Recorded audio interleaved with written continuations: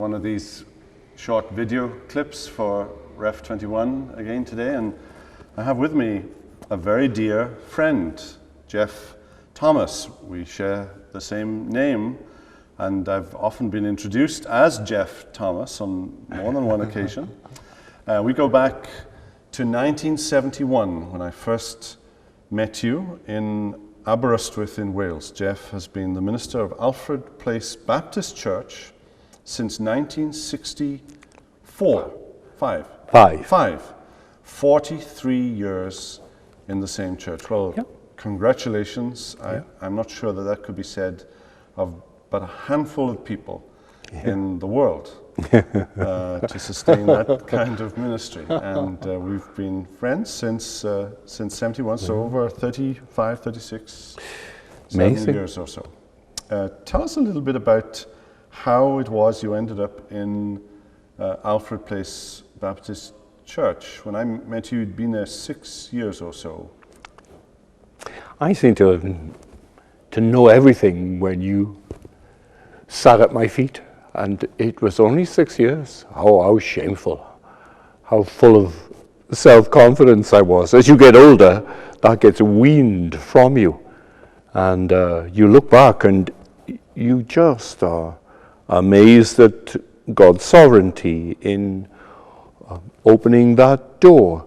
Aberystwyth is a crucially important centre. It's a tiny town, which is a beautiful town, yes, which is the cultural capital of Wales. It's halfway between the north and south, and the tensions of north and south in every country are also in Wales. And so it's a compromised town between parties to the north and south. So the National Library of Wales, the first university, trade unions, centres for cultural significance are there. And so when I was candidating, when I preached in that church with a view, I could hardly believe that they would call me.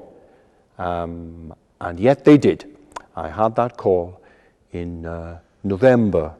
I began in 1965. Now you had a marvelous education, not just in Wales, in Cardiff University. Yes.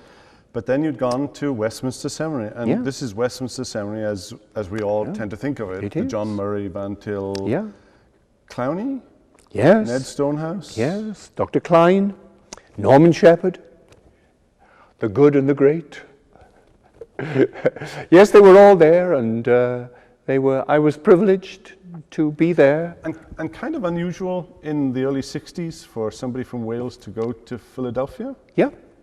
Yes, that hit the headlines. There was another Englishman who'd gone before me, but I was the first one to have done the full 3-year course, and then 2 days after graduation, sail home on the United States and marry the girl back home a month later. And it was part of the marriage contract that we gave ourselves to ministry in the land of our birth. And so I went there. I think to sustain such a long ministry, those elements of a call to the ministry which need to be there at the beginning for everyone, need to be particularly strong.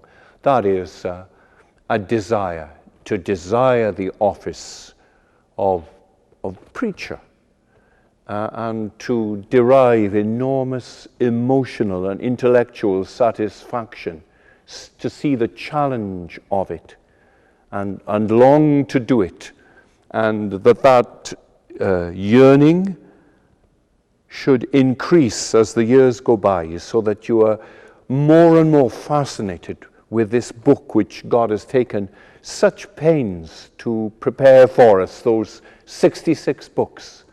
And then it's been my conviction that everyone in their lifetime should have every part of the Bible preached on to them. That's why God has given it to us. And you made this astonishing decision on day one that you'd preach on Genesis and Matthew. So beginning of the Old Testament, beginning of the New Testament, as though you were signaling you're going to preach the whole Yeah. Bible. Now, how far have you actually got in 43 years? Well, I've got left I've painted myself into quite a homiletical corner. I've got Numbers, Deuteronomy, and Proverbs. And you've done the Song of Solomon. Yes. Oh, yes. You've got that one behind you. Yes, I've done that. And my son-in-law has written a fine book, Gary Brady's book on the Song of Solomon. It's wonderful. And I've done Leviticus, for example. And half of Isaiah and Jeremiah, and I'm finishing Ezekiel now. But I'm cheating a bit because now I'm starting during the midweek meetings to preach on those books, to try and complete all of Scripture. Now, you preached throughout this time 2 services on Sunday, Yeah. and then a midweek meeting which included as lengthy a sermon as the one on Sunday. So at least 3 full-length sermons every week. I have indeed. Yes, I've had assistants, but I've never seen them as preaching assistants, and our church isn't large enough. We're 100 on a Sunday morning and 75 to 80 Sunday night. The town is 15,000 people. And so I suppose it's love for them and their love for me. The marriage between us, the affection we have. As you say, a beautiful town with nice education for the children, and the promenade and the sunsets, and then the students with their cheerful irreverence towards me through the winter months and the spring, and then in the summer, big conferences. One will start the week after next. There are 1,400 people booked to come to that, followed by a Welsh language conference with 400 in that the following week, and the family come home for those conferences. Yes, and then September, the students come, and I'm again opening up the Word of God to them. I have vivid memories of being a student back in those early years of the 1970s, and you were in Matthew's Gospel, and you were in chapter 11. Yeah. And I remember the sermon on come unto me all ye that are weary and are heavy laden, and I will give you rest. And at the end of the sermon, something which you didn't normally do, you fell on your knees as though in earnest prayer that God would convert someone. And I felt for sure that anybody who had heard that sermon would be converted in an instant. And yet, I'm not sure that it was, but it was an example of the sovereignty of That's God. right. That's right. I remember preaching on the promenade in Aberystwyth some years ago, and I had some blessing, some confidence that what I was preaching, that God was there. And a little group of people listening to me, and then going to Dudley the following year to the convention. And an old man coming on to me and said, I was preaching in a church nearby, and talked to a woman afterwards. And I asked her when she became a Christian. She said, oh, it was on the promenade in Aberystwyth, listening to Geoff Thomas preach. And I wonder, was it that night that she had come to faith, when I felt God was there?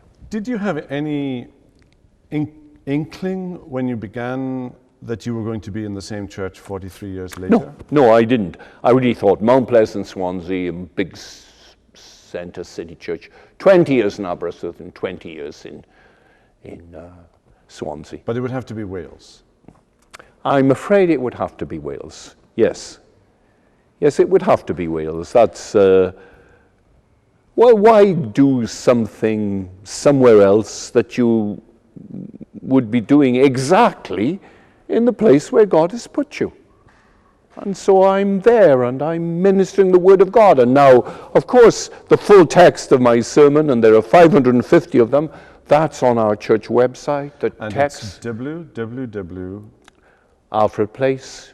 Oh, well, if you go to Google and Just put Geoff Thomas sermons, they come up. that's right. Yeah, Geoff Thomas, Geoff. Double F. And then, of course, on sermon audio, my sermons appear then every week. So I've got a larger worldwide audience than